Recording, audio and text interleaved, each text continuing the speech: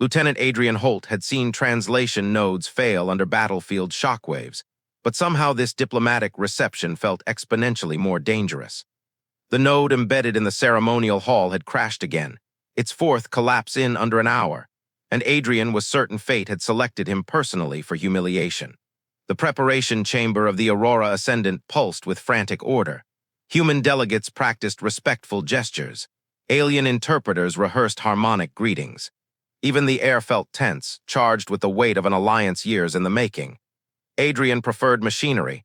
Machines didn't judge him. Machines didn't misinterpret tone. Machines didn't require him to navigate rooms full of powerful beings wearing glowing garments and layered etiquette. "Lieutenant Holt," Ambassador Mara Ewan called, slicing through the noise. "Status." Adrian straightened. "The relay is still unstable, ma'am. The neural loop keeps dropping coherence, likely a hardware issue." "Fix it," she said sharply. "And for the love of humanity, don't draw attention. The Lyrathi delegation arrives in 6 minutes." "Right. No pressure." He grabbed his repair kit and headed toward the ceremonial hall, a vast chamber of shimmering geometric architecture. Crystalline structures hung from the ceiling like suspended constellations, refracting soft light across the room in drifting patterns. Every angle, every line, every beam had been arranged to satisfy Lyrathi ritual mathematics.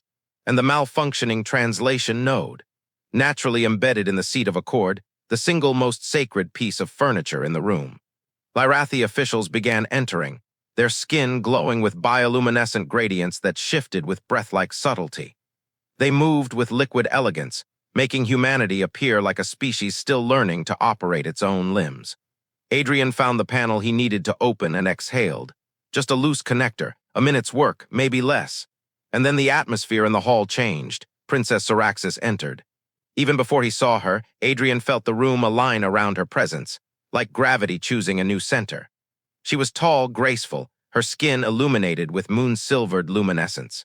Long, tapered ears swept elegantly back, adorned with thin metallic bands that glowed faintly, symbols of lineage and authority. Patterns of soft photonic runes rippled across her attire, shifting gently like breath. She carried herself with the ease of someone born into influence and sculpted by ritual discipline. Adrian quickly tore his gaze away. "Don't stare. Don't even exist loudly. Just fix the node and leave." Ceremonial greetings began, harmonic and complex. Adrian waited for a pause, any pause, but the node chose that moment to fail catastrophically, emitting a weary static sigh. Silence fell like a physical force. Ambassador Ewan shot him a look sharp enough to cut hull plating. Adrian stepped forward. "Your Highness," he said, forcing calm into his voice despite the screaming inside his skull. "I must access the translation node. The interruption will be brief." A Lyrathi advisor translated. Princess Seraxis studied Adrian with cool intensity, her skin shifting into a muted gold. A tone he vaguely remembered from briefing materials as ritual acknowledgement, though the details escaped him. She inclined her head, permission. Adrian knelt beside the seat of accord and opened the panel. A simple loose connector stared back at him. Easy should have been easy. Because now, with his head partially beneath the ornate armrest, he could feel the princess's presence far too close. The faint scent of frost lilies drifted from her attire. The soft glow of her skin cast gentle patterns that danced across the metallic interior of the node. His brain immediately began drafting catastrophic scenarios. Focus, blue to blue. Gold to gold, don't notice her, don't breathe weird, don't be alive in a way that embarrasses the species. He reached in. The connector clicked into place. System reboot, 30 seconds. 30 seconds he needed to remain a functioning adult. Then Princess Seraxis shifted her posture slightly, not dramatically, not deliberately, just enough to tilt the universe sideways. His nerves short-circuited. His mouth, traitor that it was, reacted with the survival instincts of a stunned animal. Your chest is, wow, that wasn't supposed to come out." The last part wasn't even a sentence, more a dying plea. Silence didn't just fall, it detonated. Every Lyrathi froze. Human delegates stared in horror. Adrian felt heat crawl up his neck, painting him in a color humans were not genetically engineered to produce. Princess Seraxis rose slowly. Her skin shifted, gold brightening into a richer, deeper tone Adrian didn't recognize but instinctively understood wasn't anger. She spoke a single phrase. Her advisor translated. "The acknowledgement has been witnessed." The hall erupted. Lyrathi officials raised their voices in overlapping tones: shock, alarm, excitement, argument. Human diplomats reacted with growing panic. Ambassador Ewan seized Adrian's arm. "Holt out now." As he stumbled, Adrian didn't remember being escorted out of the ceremonial hall. One moment he was kneeling beside an alien princess, muttering a sentence destined to haunt interstellar history. The next, he was in a private debrief room, heart hammering like a malfunctioning reactor core. Ambassador Ewan paced the room like a predator trapped behind political glass. "Lieutenant Holt," she began, voice dangerously calm, "explain to me why an equipment repair escalated into a cultural incident." Adrian stared at the table.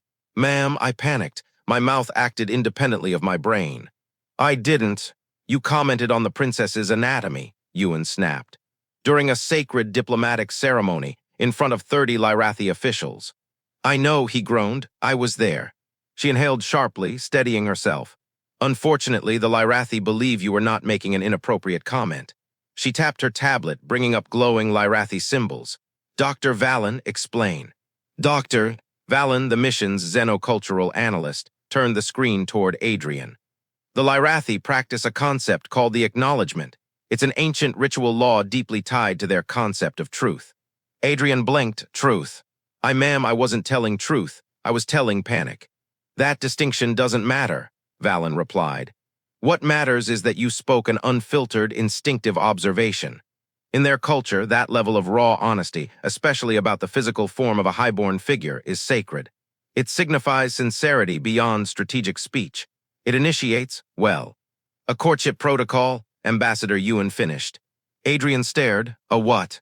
Valen scrolled. "The acknowledgement is only triggered when someone speaks a genuine, reflexive truth about a noble's form during formal ritual space. It marks the speaker as a potential consort, a partner candidate whose honesty has symbolically pierced the veil of political performance." Adrian's mouth dropped open. "I wasn't piercing anything." "Tell that to the princess," Ewan muttered. Adrian dragged a hand down his face. "So what happens now? Can we undo it?" "Not easily," Valen said. "The Lyrathi believe the acknowledgement is either confirmed or denied only by the royal in question. And Princess Seraxis has requested a private meeting with you." Adrian's stomach plummeted. "She wants to see me after what I said." "She wants to discuss the parameters of the acknowledgement," Valen clarified. "Her words." Ambassador Ewan leaned in. "Holt, you will go, but you will not, even by accident, invoke additional cultural rituals, emotional codings, or anatomical commentary. Understood?" "Crystal," Adrian whispered. Princess Seraxis had chosen a neutral chamber, a quiet, circular room adorned with floating crystalline spheres casting pale, shifting light. She stood waiting, hands clasped lightly behind her back, her luminescent skin swirling through shades Adrian desperately tried not to interpret incorrectly. When he entered, she dismissed her advisors with a gesture. The doors sealed with a soft hum. Her gaze settled on him. "Lieutenant Holt." He swallowed. "Your Highness." "In private," she said gently, "you may call me Seraxis." Her voice carried a rising harmonic, something his implants struggled to fully contextualize, giving it an almost musical resonance. "I suspect," she continued, "that you have questions." "That," Adrian said weakly, "is an understatement." Seraxis stepped closer, her movement fluid, almost weightless. "Your words during the ceremony, did you intend them as deception, mockery, manipulation?" Adrian flinched. "No, absolutely not. That was pure panic. My brain shut down, my mouth malfunctioned." Seraxis tilted her head, ears angling forward in an expression his briefing notes suggested meant curiosity. "So the observation was sincere." "Sincere in the worst possible way," Adrian admitted. Her skin shifted through a ripple of pale gold, a color Adrian had now seen twice. "Good. Under the ancient laws, sincerity is paramount, intentional or not." He hesitated. "Your Highness, I truly didn't mean to initiate anything. I didn't even know this law existed." "That is precisely why it holds power," Seraxis said softly. "A truth spoken without strategy is the rarest form of truth to my people." She circled him once, studying him, not predatory, not judgmental, but analytical. "There are 3 paths," she said, "and you deserve to understand them." Adrian braced. "1, I deny the acknowledgement declaring you insincere. But doing so publicly would shame you, as it suggests your honesty was false. and dishonoring sincerity is taboo for my lineage. He winced, understood. 2. I simply allow the 7-day window to pass. The ritual dissolves quietly. But it would imply I considered you unworthy. That one hurt more than he expected. And 3, he asked quietly. Seraxis's skin brightened slightly. I confirm the acknowledgement. We proceed into a formal consort-candidate bond. Adrian nearly forgot how lungs worked. That would make me. Tied to my household, she finished. Granted access to restricted archives, brought into Lyrathi inner governance. Observed by oath censors that read sincerity, not emotion alone, but the truth between two minds. He stared overwhelmed. Seraxis, why would you even consider that? For the first time, a flicker of something warmer entered her tone. Because your moment of panic was illuminating. You spoke without calculation, without agenda. For several seconds, Adrian said nothing. The chamber was so quiet he could hear the faint hum of the crystalline spheres floating above them. Each pulse of their light seemed synced to his heartbeat, which at the moment felt dangerously overclocked. Seraxis stood perfectly still. Even her bioluminescent patterns slowed, settling into a muted glow, a sign he realized of expectation, not pressure, not threat, but genuine, patient anticipation, a terrifying kindness. Adrian began, then immediately failed. His voice cracked like old circuitry. He cleared his throat. Your Highness, Seraxis, there is absolutely no universe where I am qualified to be a consort candidate to a member of Lyrathi royalty. I fix machines. I panic under fluorescent lighting. My greatest diplomatic accomplishment is that I haven't tripped on my own boots yet. A faint flicker of gold brushed her skin, amusement. And yet, she replied, you spoke a truth none in my court dared to vocalize. That wasn't courage, he muttered. It was catastrophic brain failure. Perhaps, she allowed, but it was truth. And our laws are built on the premise that truth revealed unintentionally is often truer than truth crafted deliberately. Adrian rubbed his face. Why does your culture have a law for this? Seraxis paced slowly, hands folded behind her back. In ancient Lyrathi society, nobles were trained from birth to conceal emotion behind perfect speech. Words became weapons, sharp, elegant, and endlessly deceptive. But occasionally someone, a servant, a soldier, a rival, would speak an unscripted truth, something startling, something raw, something so sincere it shattered the ritual facade. She stopped in front of him. Honesty became the rarest currency in our world, and because of that rarity it became sacred. And now, Adrian said weakly, that sacred tradition is attached to what I said. Yes, she answered, and to how I responded. He swallowed. The golden shift during the ceremony, I saw it. Her ears angled slightly downward, embarrassment. That color appears only when a noble receives an acknowledgement that strikes deeply. My reaction was instinctive. A pause. Uncontrolled. Adrian felt something twist in his chest. Not fear, something much more confusing. Seraxis stepped closer, standing a mere breath away. Tell me honestly, Adrian Holt, do you fear the bond because it is with me or because of what it would demand of you? Adrian forced himself to meet her eyes. Impossible eyes. Eyes that held centuries of ritual and expectation and something else he didn't yet understand. It's not you, he said softly. It's everything, the responsibility, the political weight, the idea that my sincerity would be monitored by alien technology I don't understand. Seraxis nodded once, not offended, simply acknowledging another truth spoken. Then let me show you. She raised her hand, pressing a panel on her wristband. A small case materialized from an alcove, floating toward them on a gravitic cushion. When it settled between them, the lid dissolved, revealing 2 delicate temple circlets, woven metal threads intertwined with faintly luminous filaments. The oath censors, she said. Old technology, older than our empire, they do not read thoughts, they do not control minds. They simply listen to the emotional resonance between 2 individuals. Adrian leaned in cautiously. They look alive. In a way they are, Seraxis murmured. They respond to truth, to intention, to the presence or absence of connection. He let out a shaky breath. And if the connection isn't real, then the bond collapses, she said simply. And both parties face political disgrace, but no physical harm. Adrian tried to picture it. Being monitored by an ancient alien device, his sincerity exposed, his emotions no longer his private refuge. A terrifying loss of control. But then he looked at Seraxis, at the way she stood with measured strength, not demanding, not pushing, simply offering choice. "Are you certain," he asked quietly, "that you want this with me?" Seraxis didn't hesitate. "I choose truth over strategy. You spoke one truth. I felt another. I will not pretend I am unaffected by what happened." His mind short-circuited for the second time in less than a day. Affected how? Her patterns shifted, slow, warm, unmistakably intimate. "You disrupted the entire foundation of Lyrathi diplomacy with a single, unguarded moment, and I found it refreshing. A breath, and strangely grounding." Adrian wasn't sure if he wanted to laugh, cry, or pass out.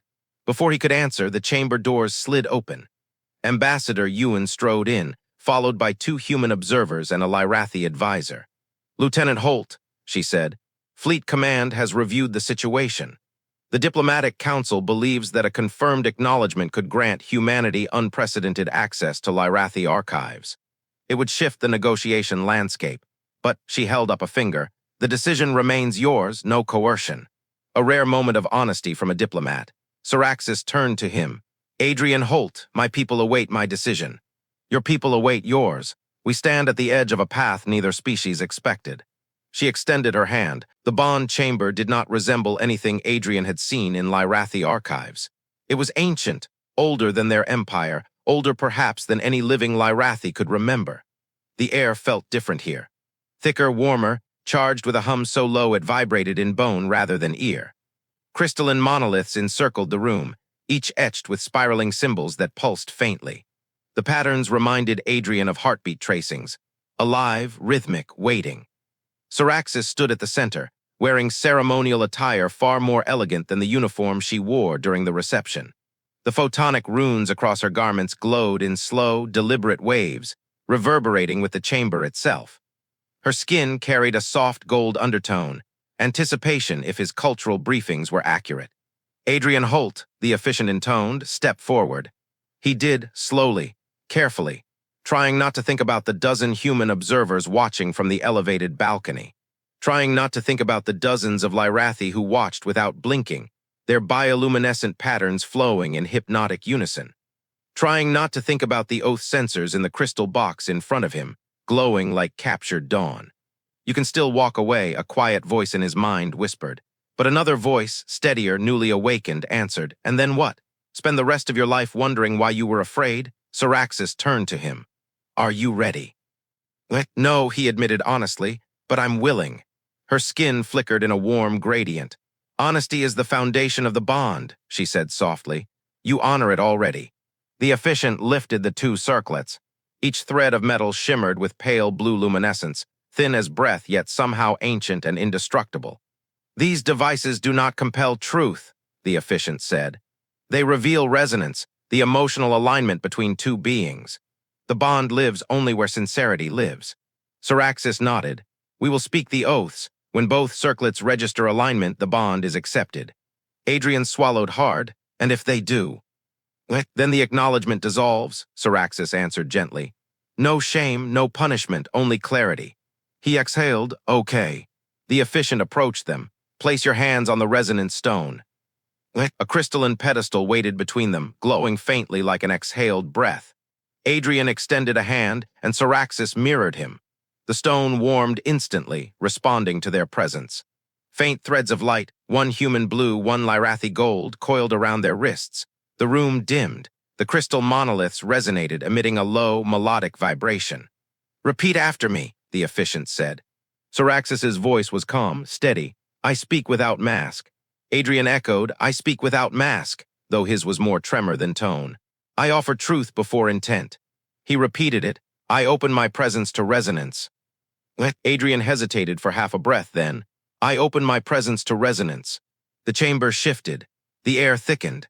The monoliths pulsed brighter, casting gold and blue light across the walls like flowing water. "Now," the officiant intoned, "take the circlets." Seraxis lifted one. Adrian took the other. They placed them simultaneously against their temples. A soft chime rippled through the room, metal singing against unseen frequencies. Then, a pulse, not physical, not mental, something in between. A sensation like a warm wind brushing the surface of his consciousness, not invading, not probing, simply brushing. A presence he recognized instantly, Seraxis. Not her thoughts, not her secrets, only an impression of her calm, her focus, her sincerity. And beneath it, something he had not expected, a flicker of nervousness. She was nervous, too. He let out a shaky breath, and the presence flickered in response, acknowledging him, steadying him. "Resonance established," the efficient murmured. "Proceed." Seraxis turned to him fully, her voice almost a whisper. "Adrian Holt, do you enter this bond freely?" "I do," he said, and he knew it was true. "Lady Seraxis," the efficient intoned, "do you confirm the acknowledgement?" "I confirm it," she said. Her skin glowed brilliant gold. The chamber reacted instantly. Light erupted upward. Pulses of energy spiraled around them, weaving gold and blue threads into a single luminous strand that wrapped once around their joined hands before dissolving into the air. The circlets warmed. A soft vibration traveled through Adrian's skull, not painful, not invasive, but undeniably intimate. The efficient raised his hands. "The bond is complete." The room exhaled. Humans clapped, hesitant but relieved. Lyrathi murmured harmonic approval. Adrian felt the presence of Seraxis inside the faint resonance, closer now, clearer, like the awareness of someone standing just behind him even when she stepped away. He blinked at her. "Is that normal?" Her lips curved into something almost like a smile. "You feel it?" "Yes," he breathed. "It's like you're still beside me." "I am," she said softly. "That sense will deepen as we spend time together." He swallowed. "That's a lot." "It is also real," she replied, "which is more than most courtship bonds can claim." For a moment, the world narrowed to just them, gold and blue luminescence drifting through the quiet air. But then the chamber doors burst open. A Lyrathi guard hurried in, skin flashing alarm red. "Your Highness, a breach in the environmental systems directly adjacent to the human consort quarters." Seraxis's expression turned instantly sharp. The bond flickered. Adrian felt her surge of alertness like a spark against his own mind. "What kind of breach?" she demanded. "A toxic gas release. Intentional." Adrian's blood ran cold. Someone had tried to kill him. Seraxis stepped forward. Adrian hated medical rooms. They were too bright, too sterile, too full of devices humming in frequencies that made his thoughts feel like static. But what he hated far more was the way Seraxis paced at the foot of his bed, silent, tense, her skin patterns flickering with a mix of fury and fear. He felt both emotions through the bond, not as words, not as images, more like the echo of a heartbeat pressed against his own. "I'm fine," Adrian said for the 10th time. "You inhaled a toxin engineered specifically to target human physiology," Seraxis replied, her voice low and dangerously controlled. "You collapsed within seconds. That is not fine." "A minute tops," Adrian corrected weakly. Her golden patterns brightened in sharp disapproval. "Do not joke about death in front of someone who can feel your pulse through a resonance tether." "Oh, right," Adrian sat back, cheeks warming. "Sorry. Still getting used to the idea that someone else can sense me." "So am I," she murmured. Their eyes met. For a brief, unguarded second, the connection between them tightened, not telepathic, not intrusive, but unmistakably intimate. Warm, steady, comforting. Then the door slid open. A towering Lyrathi guard entered, bowing. "Your Highness, we traced the breach." Seraxis straightened. "Report. We found a neural override device in the maintenance corridor. It belongs to Counselor Varos." A pulse of collective shock rippled through the bond, Adrian's fear, Seraxis's rage colliding like two currents. "Varos?" Seraxis repeated. "A sitting counselor attempted assassination." "It appears so. He is currently under guard."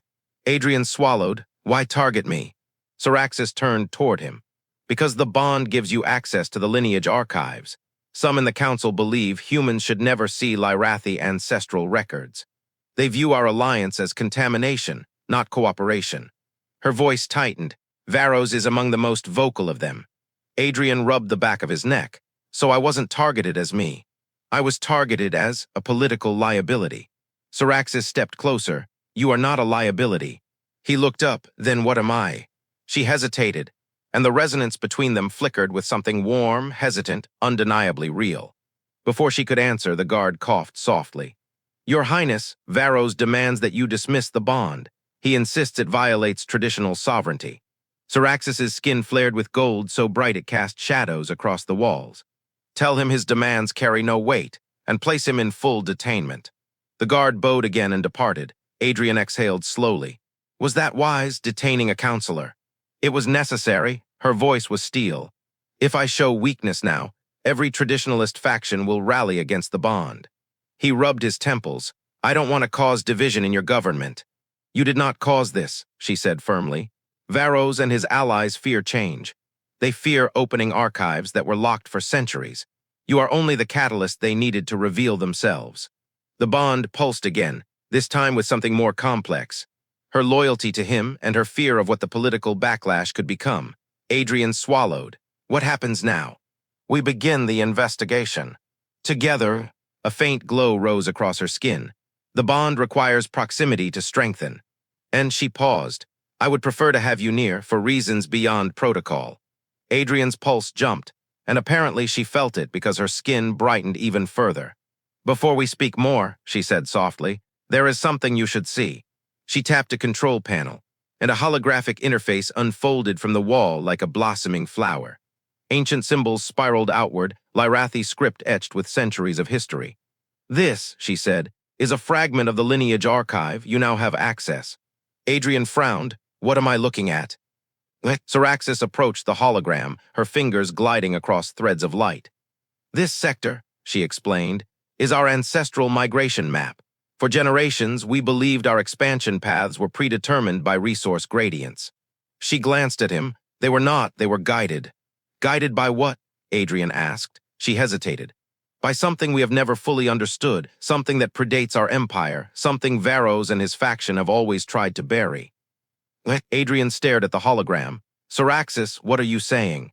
I am saying, she answered quietly, that someone has hidden part of our history, and your presence, your honesty, your place in the bond, grants you the neutrality needed to expose it. That revelation hung between them like a suspended star. If Varos was willing to kill, Adrian said slowly, others might be too. That is why, Seraxis replied, stepping closer, you will not go anywhere without protection. Or without me. The resonance between them tightened, protective, fierce, unmistakably personal. Seraxis, he said quietly, are you sure you want this? The alarm's sharp pulse echoed through the chamber, vibrating against Adrian's ribs like a warning from inside his own chest. Through the bond, he felt Seraxis's focus sharpen, cold, precise, controlled fury radiating beneath her calm. Source, Seraxis demanded as guards rushed in. Sublevel conduit hall, the lead guard answered. A secondary toxin dispersal array was discovered, timed, larger radius. Adrian stepped forward. Was it meant for me? No, the guard said grimly. This one was designed to target her. Adrian's blood ran cold. Seraxis didn't flinch. Varos. The guard hesitated. Varos has accomplices, several, all tied to the conservative council bloc. They planned coordinated eliminations. First the human consort candidate, then the princess who confirmed the bond. Adrian exhaled shakily. They wanted to erase all traces of the acknowledgement. No, Seraxis corrected. They wanted to erase what the bond threatens. The truth buried in our archives, the cracks in the perfect mythology they've maintained for generations. Her patterns flared gold and cold white, anger and clarity. We're going down there, she ordered. Adrian stepped beside her. Then I'm going with you. Seraxis turned, and he felt her reaction in the bond before he saw it, fear for him, fierce and protective. It's dangerous. So is being your consort candidate, he said. I'm already in danger by existing. The bond flickered with warm resonance, approval, reluctant respect, something softer beneath. Very well, she said. Stay close. The sublevel corridors of the Aurora Ascendant were nothing like the ceremonial upper decks. Here, the architecture was utilitarian. Exposed conduits, humming machinery, dim emergency lights pulsing red. The toxin dispersal device was lodged into a ventilation joint, wires branching like poisonous veins. And standing over it, hands bound, guarded by two armored Lyrathi, was Counselor Varos. His patterns glowed a harsh, brittle blue, resentment sharpened into fanaticism. Seraxis approached without fear. You plan to kill your own princess. I plan to protect our sovereignty, Varos hissed. Your bond with him violates every principle of our lineage. Opening the archives to a human outsider is an abomination. Truth is not an abomination, Seraxis replied. Fear is. Varos sneered. Fear, no, purity. Our people were shaped by the ancients. Guided, elevated, to bind yourself to a human, primitive, chaotic. Adrian stepped forward before he could think. I fixed a machine and said something stupid. I didn't plan any of this. But I'm not your enemy. Varos's lip curled. You are the worst kind of enemy, accidental, unpredictable, and now bonded. His gaze slashed toward Seraxis, and you allowed it. Seraxis's ears angled back, an ancestral warning posture. The bond revealed truths you could not tolerate. Varos barked a bitter laugh. Truth? You think the archives hold truth? They hold shame. The ancients did not elevate us. They enslaved us, manipulated our evolution. We are not an empire born. We are an empire engineered. Adrian felt the bond freeze, Seraxis's shock radiating like a broken star flare. What are you saying? She whispered. Varos's eyes burned. The lineage archives contain records of genetic intervention, erased history, forced migrations. They show we were shaped, not chosen, molded, not destined. Open those records to humanity and our myth collapses. Seraxis staggered a half-step. Adrian instinctively reached toward her. Through the bond, he felt her emotions spiral: grief, disbelief, fury, truth recognizing truth. Is it true? She asked the guard. The guard swallowed. We found corroborating fragments in a sealed archive wing. Seraxis's breath trembled, a phenomenon Adrian had never seen in her. Lyrathi rarely displayed vulnerability. To show it now meant the revelation had cut deeper than any toxin. Adrian stepped closer, voice steady despite his racing heart. Seraxis, look at me. Her eyes lifted. You didn't choose this truth, he said softly, but you can decide what it becomes. Something shifted inside her, pain turning to resolve. You sought to kill us to preserve a lie, she told Varos quietly, but all you did was confirm its importance. Varos spat. You will doom us. No, Seraxis responded. We will free us. She turned to the guards. Take him to isolation, maximum security, and dismantle this device. Varos screamed curses as he was dragged away, but his voice faded beneath the hum of the dispersal array being safely deactivated. When he was gone, Seraxis exhaled slowly, her luminescence dimming into something raw, vulnerable. Everything I believed about my people, our origin, our purpose, has been a careful lie. Adrian faced her, then rewrite it. Her gaze snapped to him, sharp, searching. You don't understand what that means, she whispered. You're right, he said. I don't, but you do, and I trust you. The bond pulsed, warm, golden, spreading through him like heat from a hearth. Seraxis reached for his hand, not formally, not ritually, simply human. You are remarkably reckless for someone who claims to fear diplomacy, she murmured. And you, he replied softly, are terrifyingly brave. Their hands intertwined, gold and blue light swirling faintly where their skin met. The bond deepened, not forced, not commanded, chosen. A tremor of emotion passed through Seraxis, hope fragile but growing. Adrian Holt, she said, voice trembling in ways her culture never allowed. I have faced war, betrayal, political rivals, but nothing frightens me as much as how quickly this bond has come to matter. He felt it too. It matters to me, he said quietly, more than I expected. Slowly, Seraxis leaned forward, her forehead touching his, a gesture Lyrathi reserved for trust beyond ceremony. Then, she whispered, whatever truth the archives reveal, we face it together. The resonance flared, warm, clear, unbreakable. Above them, the ship hummed. Somewhere far off, politics shifted, history realigned. An empire began to wake from its illusions. And two people, one human, one Lyrathi, stood hand in hand at the center of everything, rewriting the future not with strategy, but with an accidental truth that had become a chosen bond.